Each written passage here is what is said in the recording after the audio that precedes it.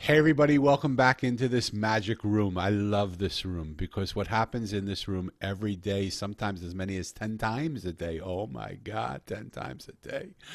Strangers come into this room that I've never met before. I have no idea who they are. I have no idea what's going to happen when we come into this room. But every time I've been in this room, I've enjoyed the experience of being in it. Some of the conversations have been enlightening. Some have been tear filled. Some have been full of laughter. Some have been completely boring. All of them have been fabulous. Because what happens is we just create the space for people to be themselves. My only intention in this room is to love people and accept people, to listen to them and hear them, and to acknowledge and validate them for what they say. In my 65 years of life, nobody's ever asked me to believe like they believe. Because when they feel loved and accepted, listened to and heard, acknowledged and validated, they know I have my own crazy beliefs. And just like I let them believe what they believe, they let me believe what I believe. Some of my best friends believe the wildest things you'd ever imagine. And I'd take a bullet for them, but I would never believe what they believe. But that doesn't matter because we love each other, right? And so in a world where we are fighting around what we believe right now, I just want to take a moment to introduce this concept of it really doesn't matter what you believe. What it matters who you are and if we connect and resonate with each other around all the other things. And then our beliefs are ours to believe. I should say before I go too far that this show is sponsored by the book over my left shoulder, which is the Mosaic. It's my book, but they've sponsored me for this show, and what it really makes sense that they do so because the Mosaic is a story about a boy who loses his parents 2 years apart on the same day, and when he asks the adults where his parents are, they tell him they're in a place called heaven. So the boy that moment sets out in search of the place called heaven, because he misses that unconditional love that he felt from his parents. And the people he meets along his route, on his walk, on his journey, are not the people you would imagine. He doesn't meet the rabbis and the priests and the shamans and the gurus and the medicine women and the Aborigines elders. He meets the trash man and the homeless guy, the street worker and the blind woman. He meets the gardener and the waitress and the traveler and the juice man. And he wonders, why am I meeting all these ordinary people? What do they know about heaven? And he says, I'm here with them. Why don't I just sit with them and listen to them tell me their stories? And in 100% of the cases, when he listens to their stories, he realizes the person he's sitting with is not at all the person he thought he was walking up to. They're completely different than the person he originally saw. Not because they've changed, but because his first impression of them was not correct. And so he wonders, I wonder how many other places in life I have first impressions of that are just what I believe is true, but is not really what is. And at that moment he looks over to his right and he sees a monk unzipping the sky and inviting him to walk through to a parallel reality where he meets the wise one, who's the keeper of the Mosaic. That's the Mosaic. I've fulfilled my obligation to my sponsor. We can push the Mosaic aside to the right. I invite all of you who feel inclined to pick up a copy. It's available on Amazon, absolutely. And we're doing some fun things with a book club that we're going to start up pretty soon so that we'll have a chance to go into the book in depth together. But it's starting to feel like a monologue. And this room is not about a monologue. This is about a conversation. And so it is with a lot of happiness and a lot of joy that I want to introduce to you Dawn Wallace, better known as the Cosmic Possum, which is her business. Dawn Wallace, welcome to the conversation. How are you today? Hi, Danny. Thanks for having me. I'm doing really well today. Thank you. I love that. Tell us a little bit about who you are and what you do. I am 33 years old. I live in North Carolina. I'm a wife to a soldier and a mother of two small children that I homeschool and spend a lot of time with. We go a lot of places, mostly into the woods. We spend a lot of time outside. We're nature lovers. And we are in the process of setting up a small farm to be self-sustainable and to live closer to the earth. So we want to return to sort of a more traditional, older lifestyle than what we currently have in our society, because we can see that it's not always reliable, and at times, you want something and it's not there because we've come to rely on these vast networks. So it would make more sense for us to rely on something that we can attain for ourselves, by growing the vegetables and keeping the chickens and the goats and things like that. So Wow. that's our goal. Wow. Beautiful. What a beautiful. So it's sort of a not even a return, because I think it's the reinvention of a time that used to be. It is. Will that allow, will you eat the chickens that you raise, or and eat the goats that you raise, or will you maintain a vegetarian lifestyle? How will you do it? We're going to maintain being omnivores, and the goal is to have enough chickens that we can have some for meat and some for egg laying. And then they kind of, it becomes sustainable in that way, where you can go to your freezer and pull out a chicken breast, but you could also, collect eggs in the morning from them. So I think the goal would be to have maybe a few roosters in rotation, and we maybe breed our own for Yeah. this purpose to kind of keep it going. And I do want a few goats and pigs for meat, but I'm also considering dairy goats. I actually have a dairy allergy that's very tricky to figure out what's going to trigger it sometimes. So I don't really know right now if dairy goat will have the same effect on me that cow's milk has had, goat's milk. Because when I have soft dairy products like sour cream or ice cream, it makes me very sick. And not in the traditional like lactose intolerant kind of way, but in like the way that I get fevers and Wow. have a hard time sleeping in the evening then, after I've had that. So it doesn't always happen. Sometimes certain cheeses are completely benign, and sometimes a bowl of ice cream just makes me feel terrible. So I need to spend some time figuring out if goat's milk will have the same effect on me. And then if it doesn't, we're in the clear, and then we would pursue dairy goats. Fabulous.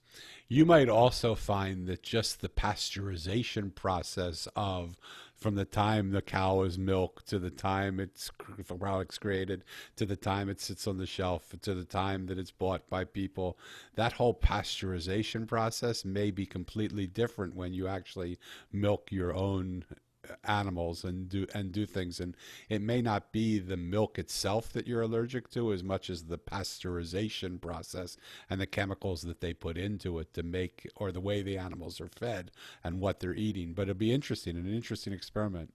I don't eat much dairy because of that. I get mucusy, but I don't get what Mm-hmm. you have, but I get mucusy. And right now, in fact, I'm on the eighth day of a cleanse, and not eating sugar, not eating dairy, not eating gluten, and my body feels so alive and vital. I mean, it's amazing how our bodies talk to us. But for me particularly, I just want to say how my bodies talk to me, but I just don't listen because I like the comfort of the food that brings me comfort in the moment, rather Yeah. than the comfort of feeling well in the long term.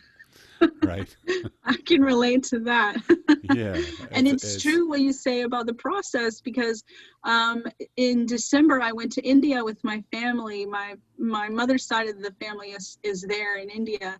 And I had that experience too, where I had cow's milk in my coffee and things like that. And I had zero side effects. yeah, So it must have something to do with the process.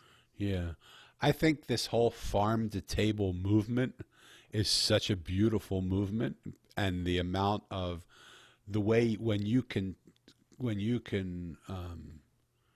sort of be in control of what the animal eats and feed it things that are good for it, and it's not worried about being slaughtered, and it's not, there's so many, and it's taken care of in a good environment, and it's grass fed, and all those types of things, that it makes a huge difference. I mean, just Hmm. look what the food does to us.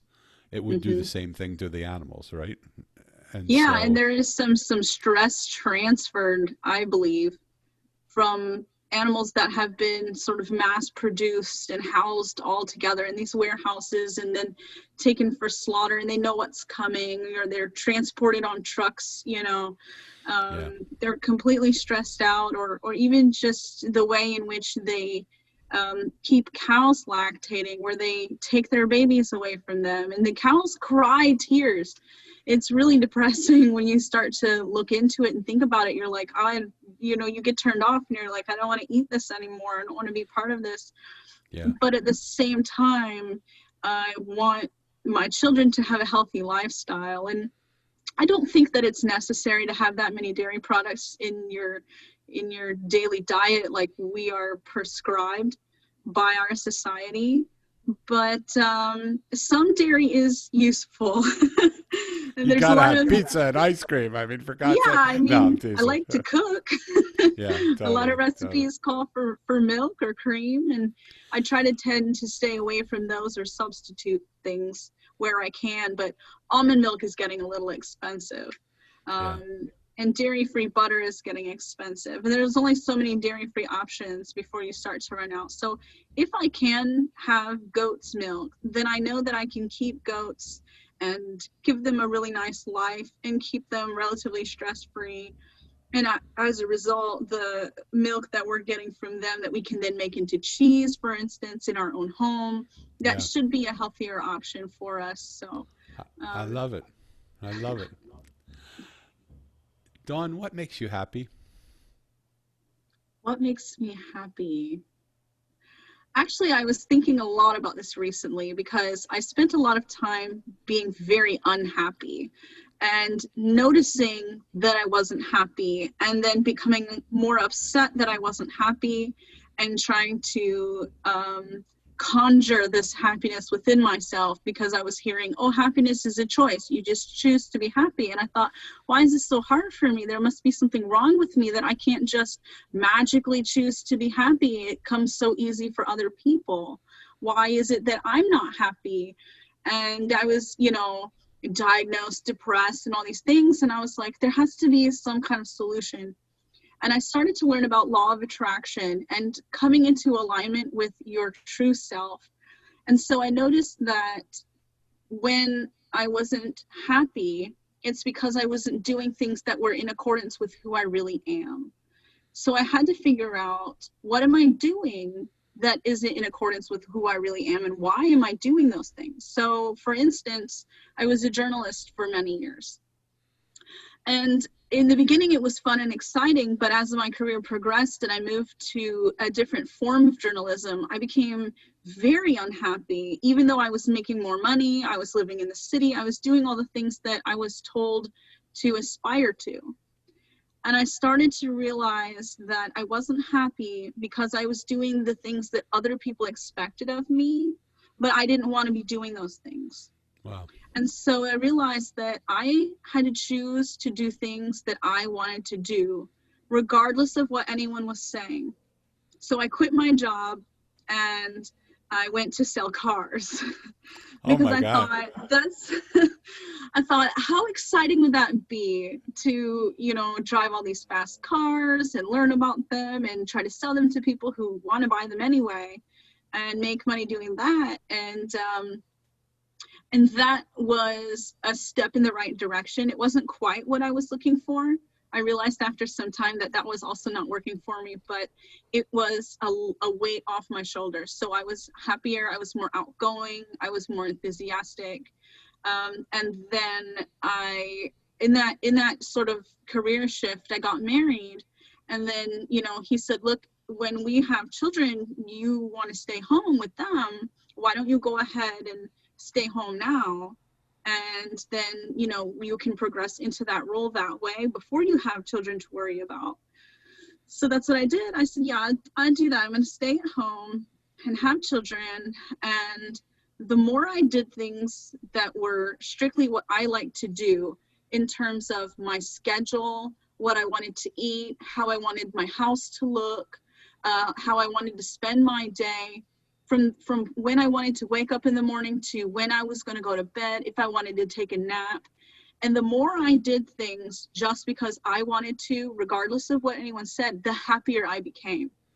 Oh, So it took a few years. Now, this has been about 4 years. My oldest child is 4.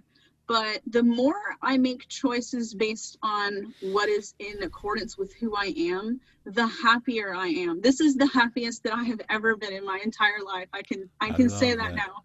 It's a really good feeling because I'm doing things that move us as a family towards common goals that not only make us better people, but also leave behind some kind of legacy that matters.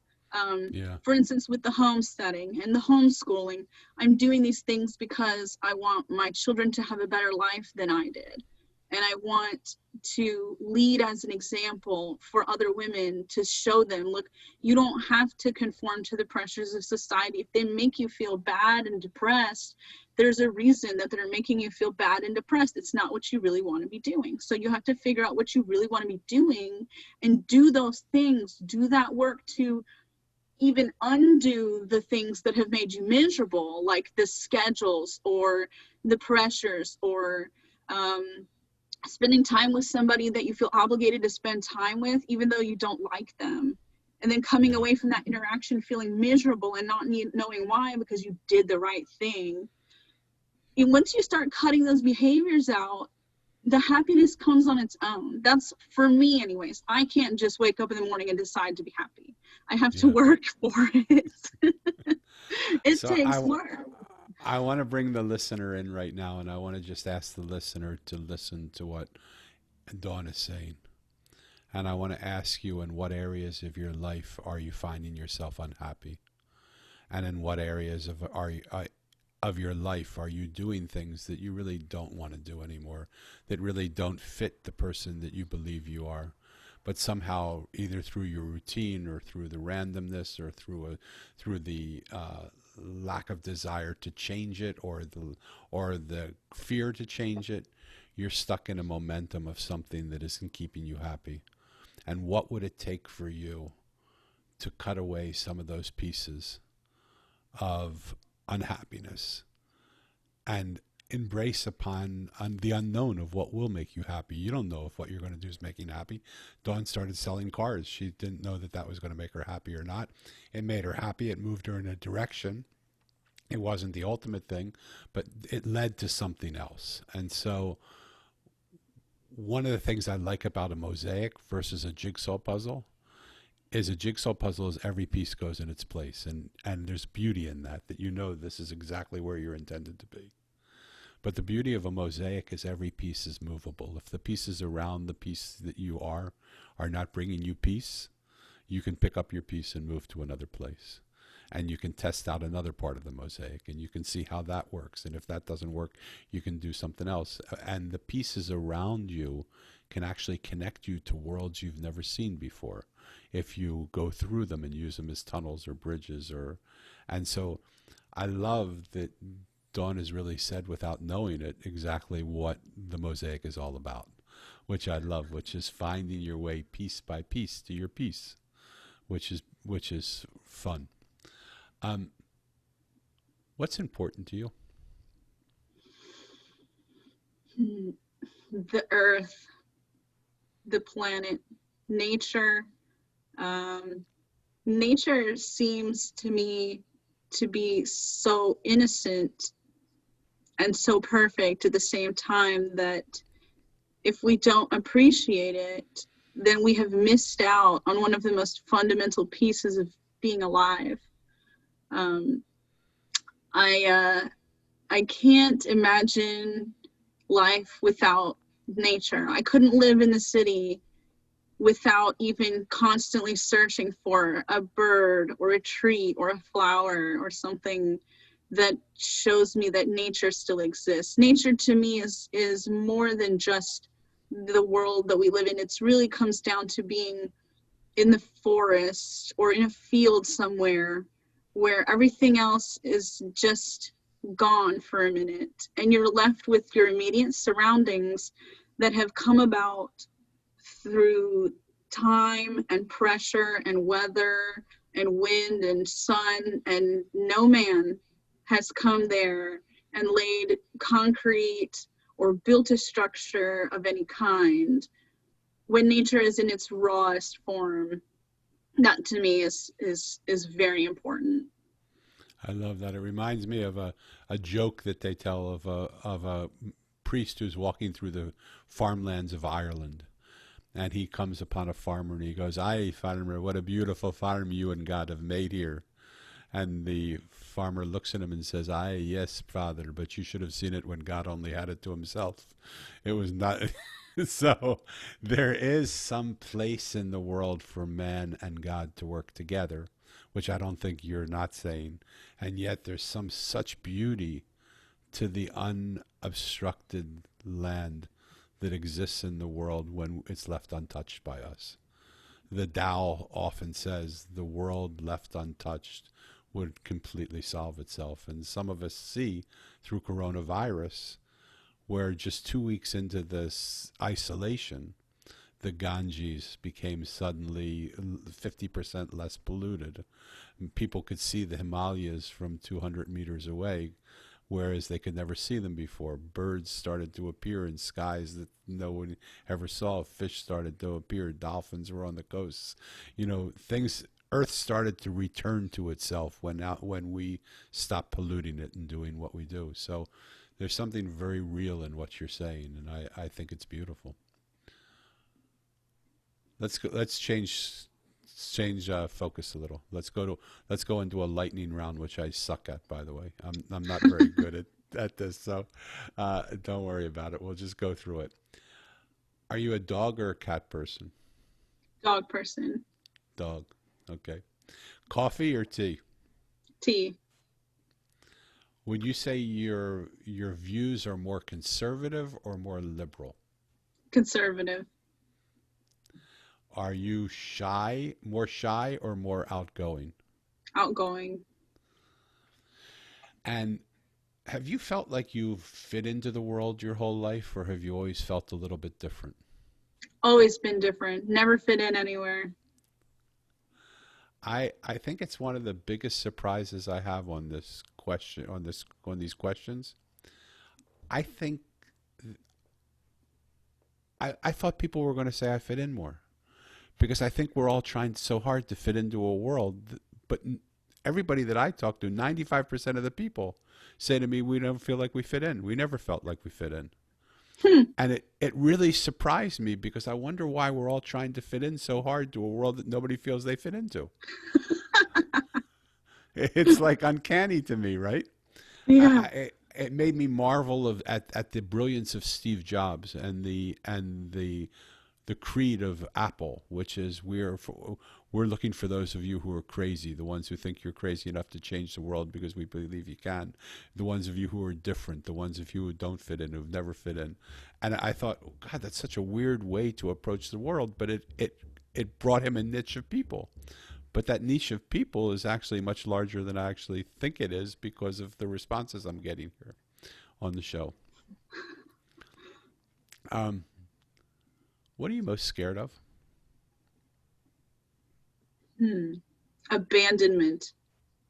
Abandonment. Is that from something that's happened that's real, or is that just something you worry about? Yeah, my father left when I was 7, and then my mom was a single parent, and there was a lot of pressure on having successful relationships. And so even when I was in my teen years and I was having my first boyfriends and stuff, when those relationships would fall apart, I was devastated, because I thought I was going to be a failure and be doomed to repeat the same things. And I've grown through that a lot, but I still occasionally will have a nightmare that I've been left, by my husband for something ridiculous, and it couldn't be further from the truth. We've been married 7 years now, and we just get happier and closer every day. So I know he's not going anywhere, but that would be Yeah. my biggest fear. Yeah. I don't think fears are based on reality. I think fears are based on fears. Are they're not necessarily real things. They're just things that we are afraid might happen, even though everything Mhm. points in the direction. Very honest answer. Thank you for being so honest. Um, what are you most excited about? Right now, I'm I'm most excited about this piece of land that we're getting ready to buy. We should be Wow. closing on it next week, and then we will be breaking ground on a house very soon. And the land is 10 acres, and some of it is cleared, and then there are about 4 acres of forest on that land, and then a half-acre pond. And you can already tell I really love nature and being Yeah. outside, so I could not be more thrilled to call this my own and to be able to raise my children in a forest beside a pond. It's magical. It's a dream come true. It's something that we dreamed about and didn't think that would be possible, and it just has all come together. And we've been working on this for maybe about a year or two now, looking for the right land and figuring out how to build a house and what we were going to do on that land. And oh, if we had a pond, and oh, if we had a forest, and all these things. And now we're going to have all three things in one place that we would want. It's just, when we finally have that piece of paper that's our land, I'm going to cry all day, just tears of joy. And A- also, I'm due with our third baby in November, so Oh, wow. I'm pretty excited about just the future right now. In general is really bright for us. Wow, that's so beautiful. You spoke about the law of attraction before, and it seems like you sort of attracted exactly what you want in that land Hmm. because all the things you asked for are right there, right? I love Right. that. What are you most hopeful for? I am hopeful for a future in our society where people are not so afraid of everyday life. Um, I'm hopeful that in a few years, things like education and jobs and our whole overarching system that we live in will be a more welcoming place, a less oppressive place, and some place where people feel at home and feel comfortable going and doing what it is that they want to do, whether it's their livelihood or how they go about their daily life. Because right now, there is so much fear and so much anxiety in people, just in our culture, that it bothers me, and it makes me really sad that people feel this way and that they feel like they need to feel this way.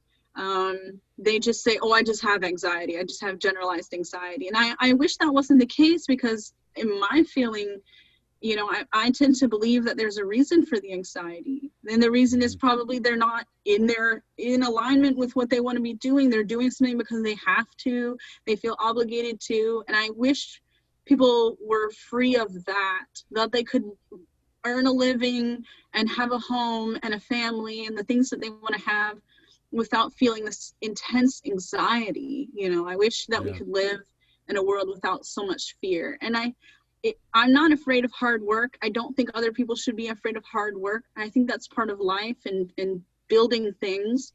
But with the fear, people are holding themselves back. So I wish for a future where we are not holding ourselves back, and we're embracing opportunities more out of a sense of security and freedom, and not trapped by fear. Love that. What do you hope most will change in the world we live in today? Mm, so many things. I don't know. I mean, for the most part, we live in a really nice world. I think I'm ready for COVID and politics to be gone. Yeah. Um, it's ruled everything, and And you can't have a conversation with anyone now without it coming up in some way. Like right now, for instance, it comes up. We live in a world where, we have, if you want to paint it in a bad way, the most extreme way, we have a civil war going on in some of our cities. We have half the country on fire. We have a so-called pandemic that has locked people down into a gripping fear. People have lost loved ones due to COVID or complications or other reasons relating to this lockdown, the way that we've responded to it as a world. And I wish that weren't the case. And I wish that at the end of, December 31st, 2020, that we would, celebrate, woohoo, and then the next day would all be over. And we would just wake up into a better world. I love it. I know that's not the case. I know it's going to take a lot of work. But ultimately, I think it's the system that we have built, our economic system, and the infrastructures around it are oppressive to people because this system thrives on the power that it gains from keeping people in labor, working for the money, not having as much time off, so that when they do have time off, they spend that money as fast as possible, or they sit comatose in front of their TV and wait for the next day when they just go back to their grind again. And I really wish that wasn't the case, because there is a way to do these jobs without spending, your 9 to 5 there. And that people think that you have to grow up, choose a 9 to 5 position, slave away for so many decades, earn your retirement, and that's it, then your life is over. And that kills me, because there's so much of the world to be seen and so many things to be done. I can't imagine sitting in an office all my life. Yeah. So I loved when you talked about the fact that people get anxiety because they're not in touch with themselves and they're not hearing what their selves is saying to them. Can you extrapolate that and say that the systems that we're involved in, what if those systems were actually talking to us? What do you think they would be saying to us if we would listen to them? What would they be saying right now? Yeah, what would the world be saying to us about the systems that we're in? And so that we aren't trapped in it, or maybe what do you think the message is to all of this anxiety, not only personal anxiety but global anxiety? If the individual body's speaking to us, the world's probably speaking to us as well. That's right. What do you think it's saying to us? It's saying it's not worth it. It's not worth the stress. You have the same amount of hours in a day, whether you're a CEO or a janitor or a farmer or a plant.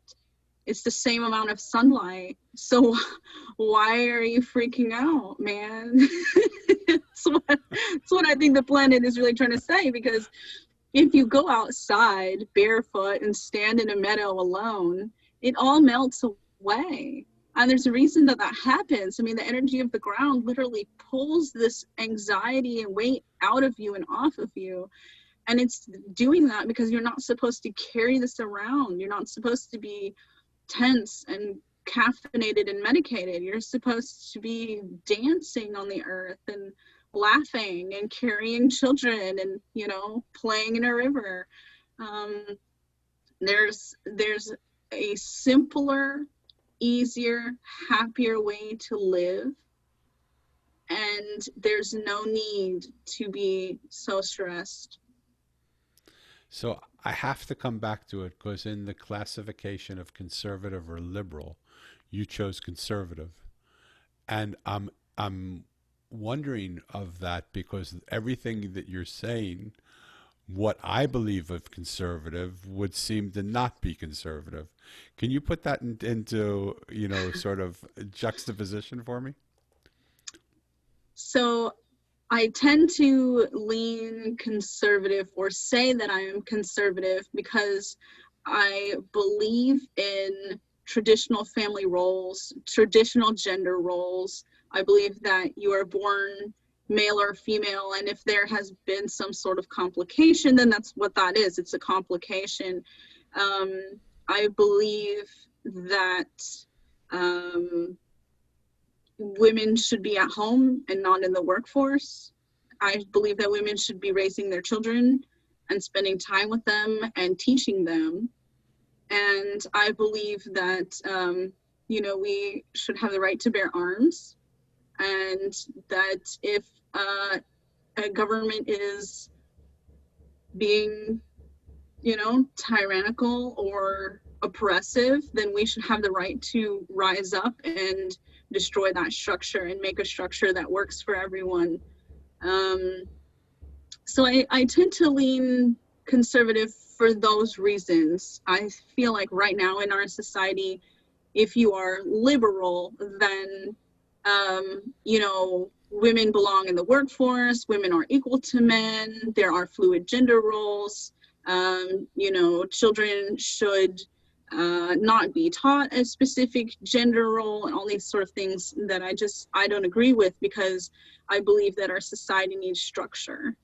And that if we can all agree on a structure, we can work towards something instead of everyone pulling in different directions and then not ever coming to a common ground. I love that I asked you that question, because I love your answer. And I love how clear the answer is when it was unclear to me at first. And that's what happens through conversation. When we care enough to inquire and ask and not accuse or not fight, but just listen to what someone else is saying and just hear what they say, their life then makes sense, and what they're saying makes sense. And so I want to thank you for, going with me there and giving me the opportunity to ask you about it. Would you say you're a giver or a receiver? I'm probably a giver, because I get burnt out from time to time and start to realize that I've been giving and not receiving at all. And then I get very frustrated. That's how lately I can tell when I'm not in alignment with myself, because I've not been giving to myself. I've only been giving to others around me, taking care of everyone. I'm a wife and a mother, so naturally I'm taking care of my children 24/7. I'm taking care of my husband. I'm cooking, I'm cleaning, I'm doing all these things. And if you don't take time to sit and just have a moment for yourself until you feel that you can continue to do those things, then you just drained. And then I'm like, why am I so angry? Why do I have no patience? Oh, I've not paid much attention to myself lately, nor has anyone else. Everyone is just taking. And then I have to say, okay, hold on, everyone. I have needs too. And somebody needs to be taking care of mom, because otherwise this show doesn't work. Right. Why do you think it's so hard for us to receive? I know we've been taught it's better to give than to receive. I know we've grown up with certain values and rules and things like that.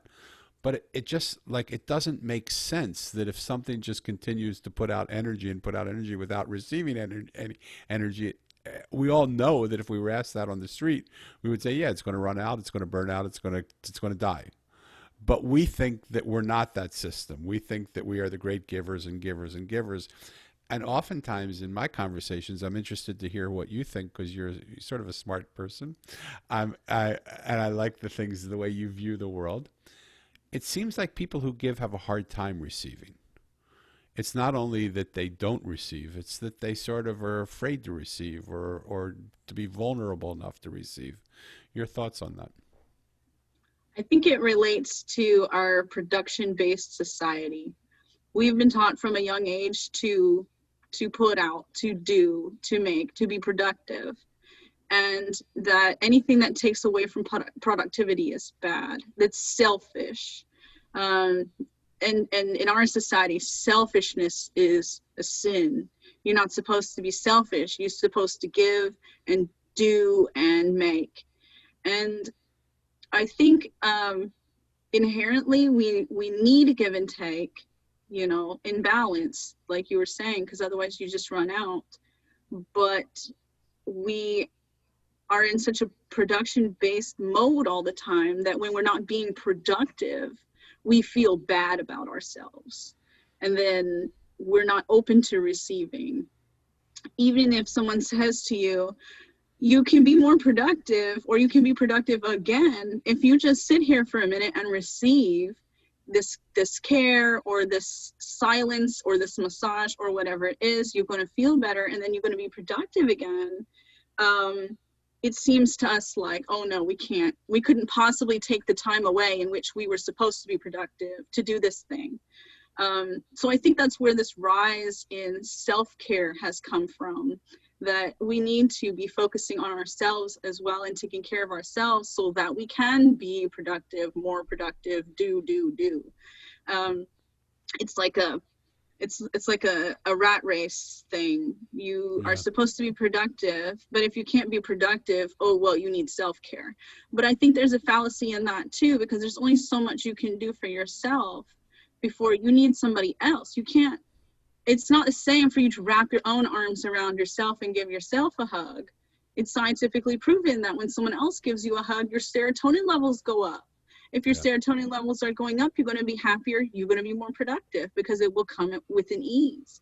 So I think that's where that comes from, not wanting to receive because, God forbid, it takes an hour or two away from what I was supposed to be doing.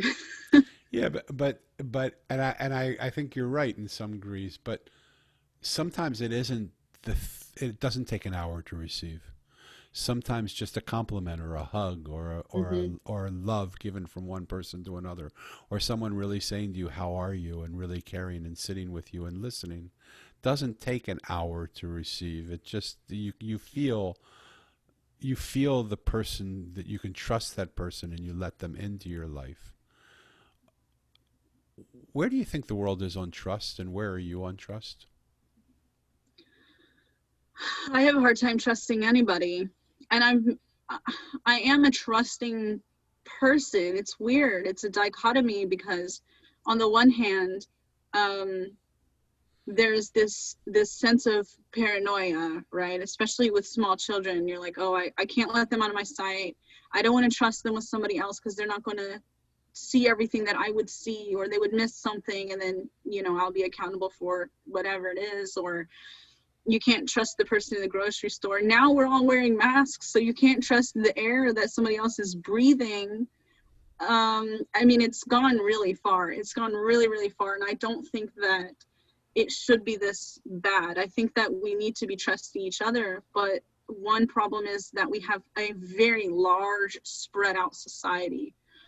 And I think back to when people were in small communities, really small, a few families, or 100 people max, and everyone knew everyone. You knew exactly who you can trust and why, or you knew exactly who you couldn't trust and why, and you had actual reasons for that. And today we don't trust people, but we don't necessarily have a reason besides this fear that is sold to us daily in the media of, you should not trust your neighbor because look what this person's neighbor did to them.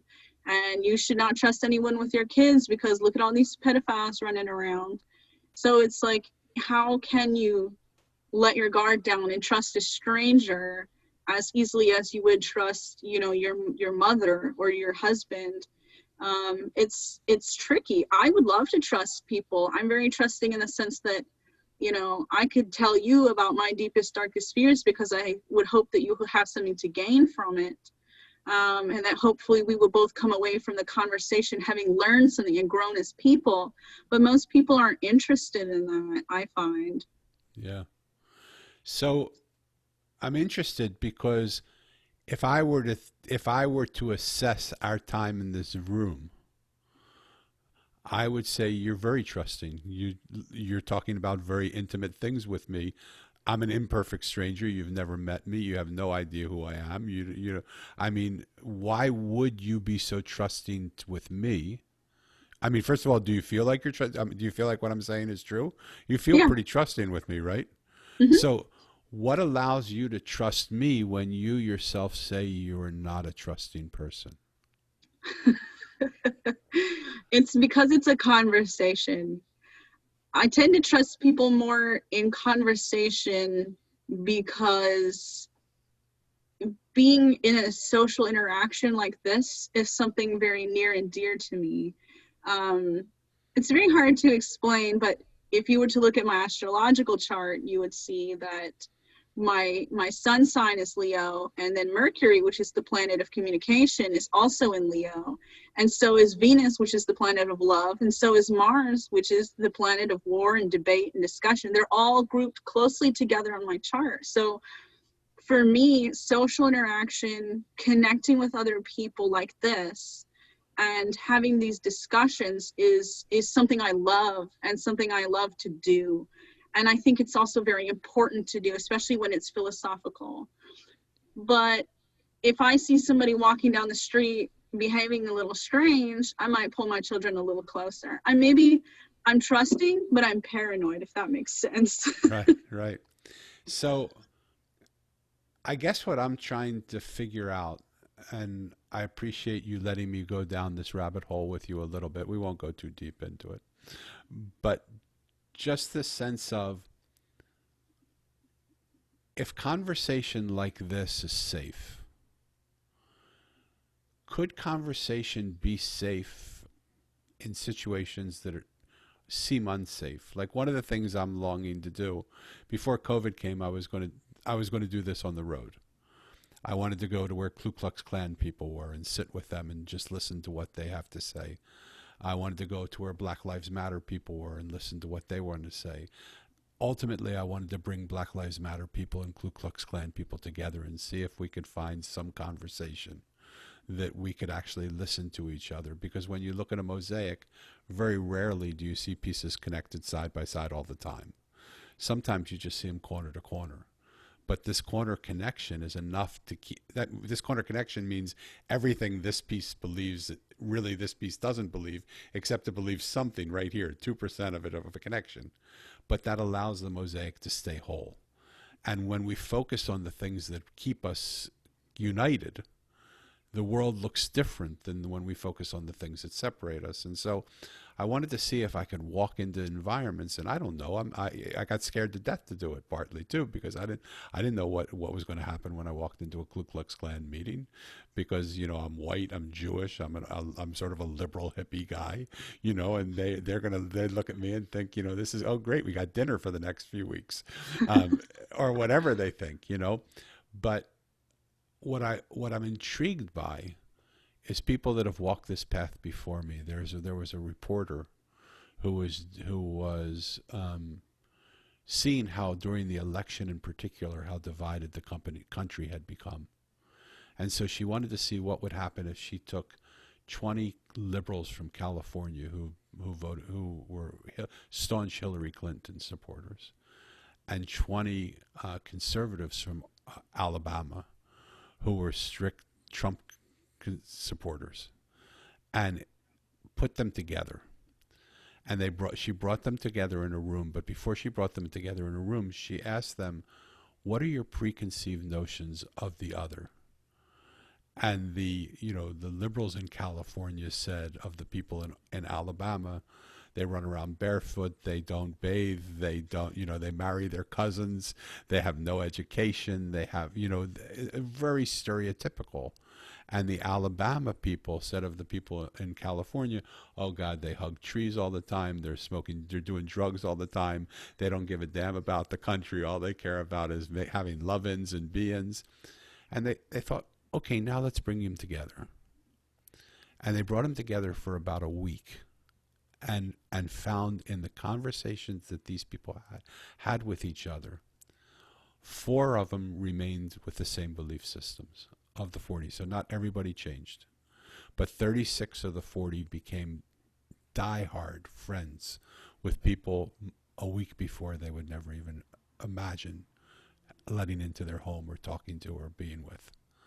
And she just found that when conversations happen, when we give people the opportunity to just be heard and listened to, we find that there's so much more that we relate to, that we're similar with, than we are different. Your thoughts on that?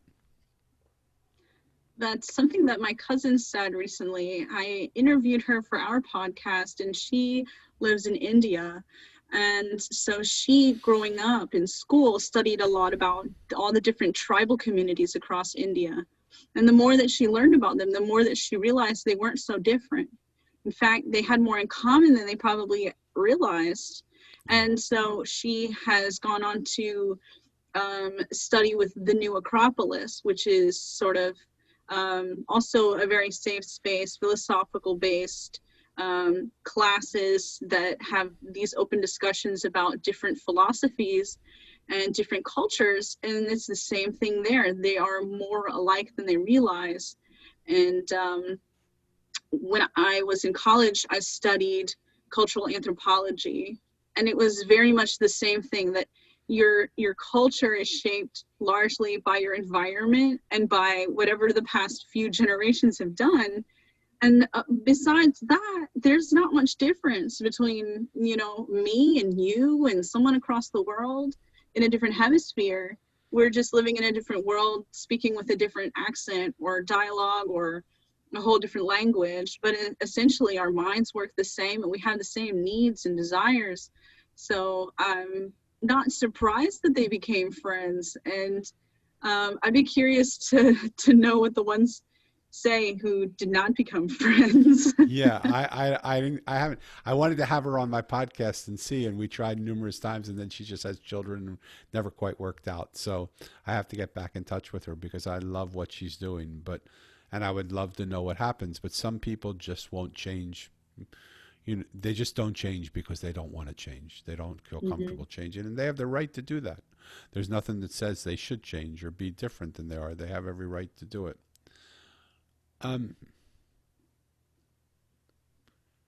If you had 2 minutes right now to talk to a world that's listening, you've already said so much, but if you had 2 minutes to really say what you wanted to say to a world that's listening right now, what would you say?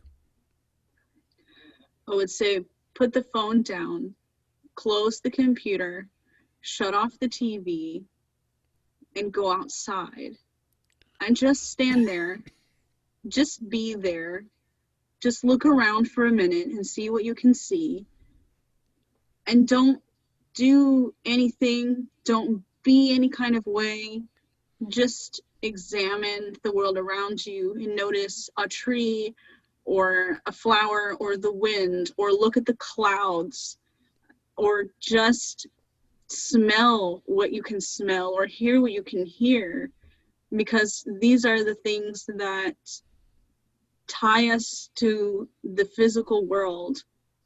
And when you are not fully tied to the physical world, you start to be concerned. You become concerned with anything that strikes your fancy in that minute, whether it's the state of your body or the state of your neighborhood or the world around you.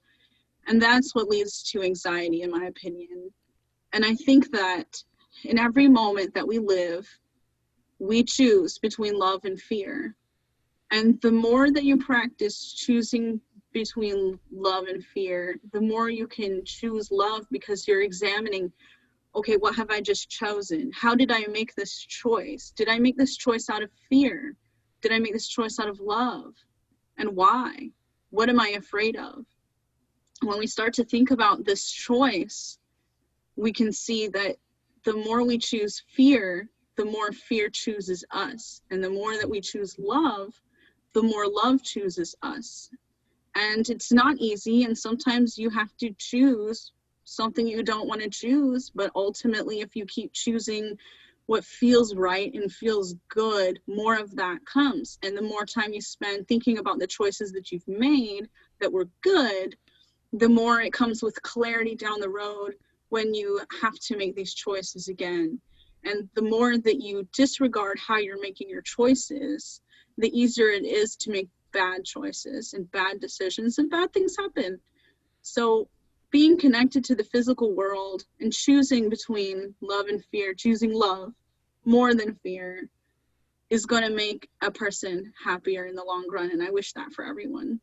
So choose love, everybody, okay? Easy, right?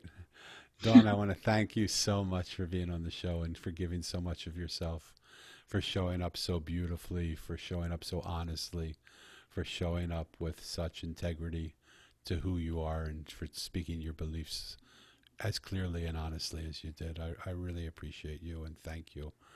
And I want to Thank thank you. those of you, absolutely. I want to thank those of you who listen to the show all the time, for coming and listening to the show so often. And if you like this show, share it with people you like. The way things grow is we like something and we tell people we like that we like it, and let them choose if they like it or not. I think this show in particular has a lot of interest for people to listen to and see, and share it with people.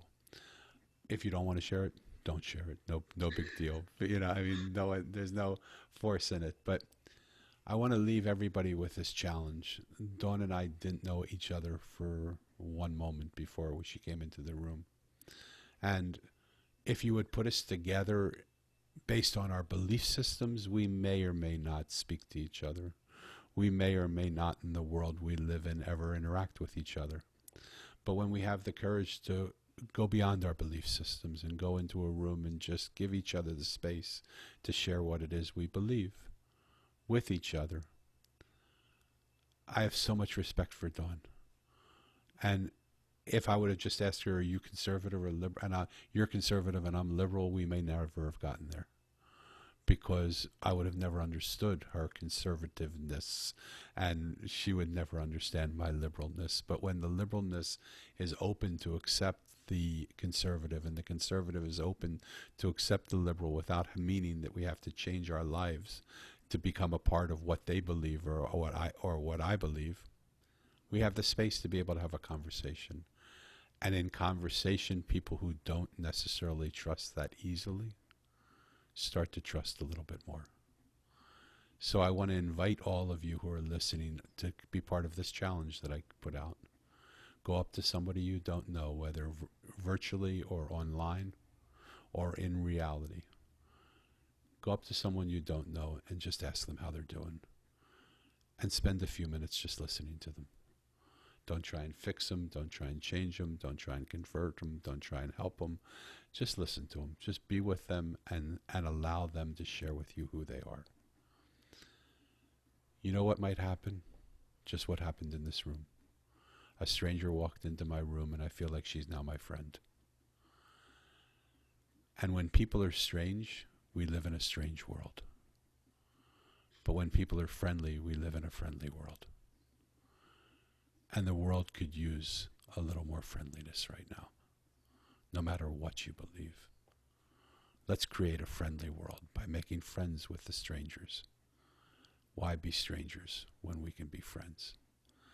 Dawn, before we leave, is there anything else you want to say?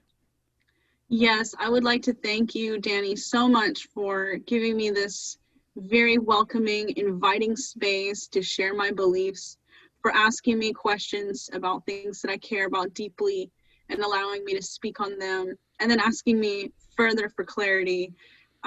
This conversation has given me a lot of hope for the world, and I feel that there must be more people out there like yourself who are willing to just hear people out and understand them better without pretenses or judgments or agendas. And we really could use a lot more of that. I would say, if I had to describe you to somebody, I would say that you're probably the Bob Ross of the podcasting world. I'm not sure who Bob Ross is, but I think it's a good thing. I'm assuming You'll it's a good thing.